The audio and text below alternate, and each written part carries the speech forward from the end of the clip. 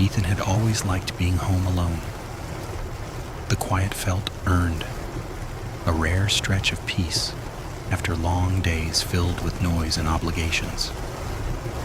That night, the house felt especially still. His parents were away for the weekend, the doors were locked, and the only sound came from the faint hum of electronics. Settling into silence, he sat on the couch in the living room, scrolling on his phone while the television remained on, the screen dark after a streaming app had timed out. The black surface reflected the room faintly like a weak mirror. At first, he didn't notice anything unusual. He shifted his weight, adjusting how he sat, and glanced up at the TV without thinking. Something about the movement caught his attention. His reflection seemed slow, just slightly. He frowned, lifted his hand, and watched closely. His arm rose. The reflection followed, but not at the exact same moment. There was a delay, barely noticeable, but enough to unsettle him. Ethan laughed under his breath, dismissing it immediately. Old TVs did that, he told himself. Screen lag, lighting tricks. He waved again, faster this time. The reflection followed, again just a fraction behind. His smile thinned. He stood up suddenly, heart giving a small jump. The reflection stood a beat later. That was when unease crept in, cold and unwelcome. Ethan stepped closer to the screen, studying his mirrored face in the dark glass. His movements were mirrored, but not precisely. The angles were slightly off, the timing imperfect. When he tilted his head, the reflection lingered before copying him. A chill crawled up his spine. He turned on the nearby lamp. Warm light flooded the room, and the reflection vanished instantly, replaced by his normal face staring back at him from the now blank screen. Relief hit him hard enough to make his knees weak. He exhaled and shook his head, annoyed at himself. Still, he left the lamp on. Even as he sat back down, Ethan couldn't shake the feeling that something had been watching him from the dark surface of the screen, waiting for the lights to go out again. An hour passed, but Ethan never fully relaxed. His eyes kept drifting toward the television, even though the lamp stayed on and the screen reflected nothing unusual. Eventually, tiredness won. He stood, turned off the lamp, and headed toward the stairs. The room fell back into darkness, the TV once again becoming a glossy black mirror. He glanced at it out of habit. The reflection was already there. Ethan froze mid-step. His reflection stood in the screen clearer than before, sharper, as if the darkness had enhanced it. Something was wrong. Very wrong. It was smiling. Ethan wasn't. His breath caught painfully in his throat. Slowly, deliberately, he raised his hand. The reflection didn't follow. Instead, it lowered its own hand and leaned forward slightly, as if trying to peer through the glass. Ethan stumbled backward, heart slamming against his ribs. The reflection tilted its head. It was watching him, not mimicking, not lagging, but observing. Its eyes tracked him with precision, awareness.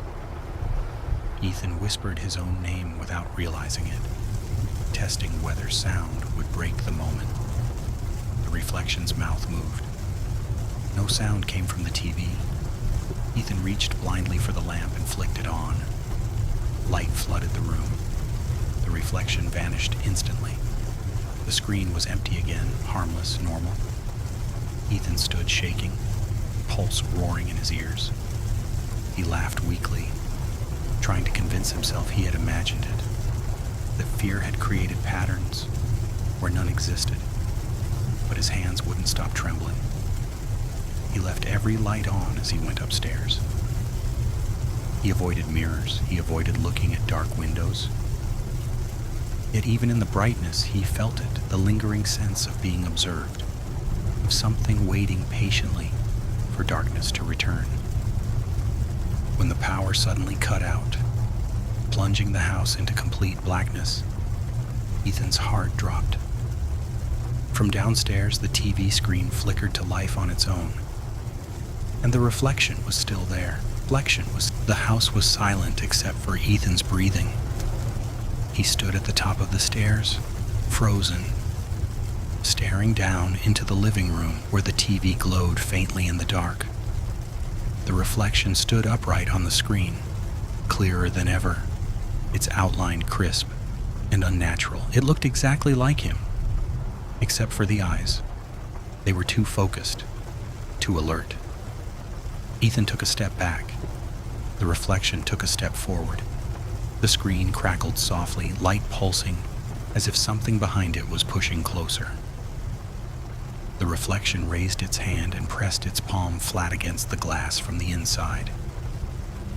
Ethan's legs gave out, and he sank onto the floor, unable to look away.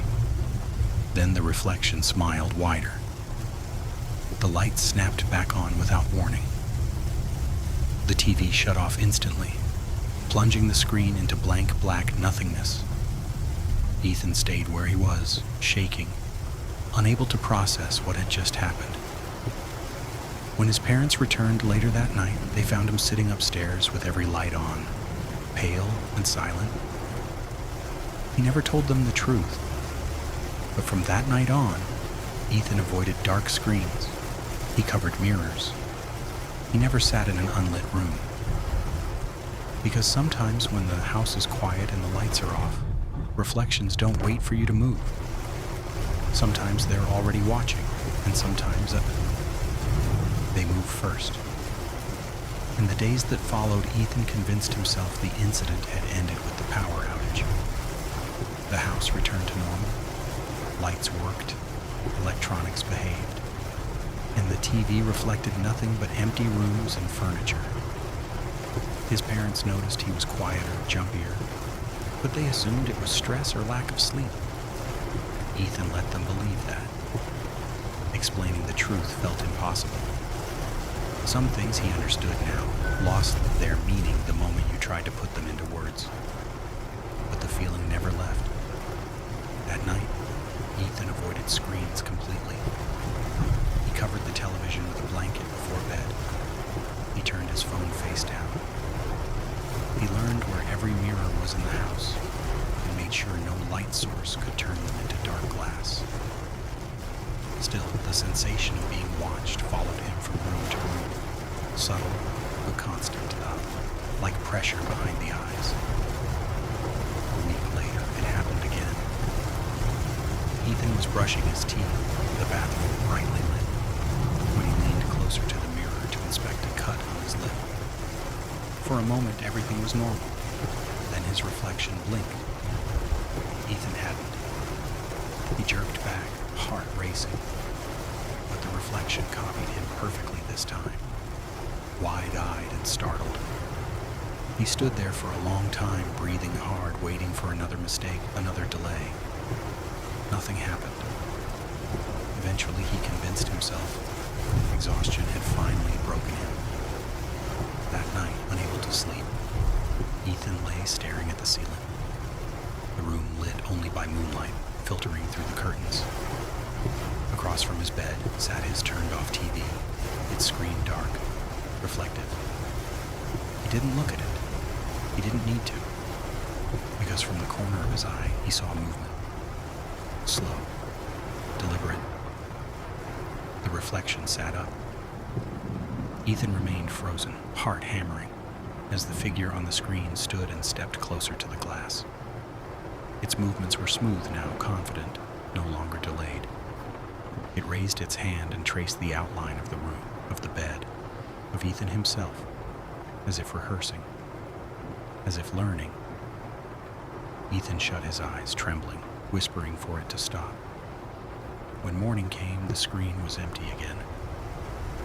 But Ethan understood the truth with sickening clarity. The reflection wasn't trapped. It was practicing. And one day, it wouldn't need the glass anymore.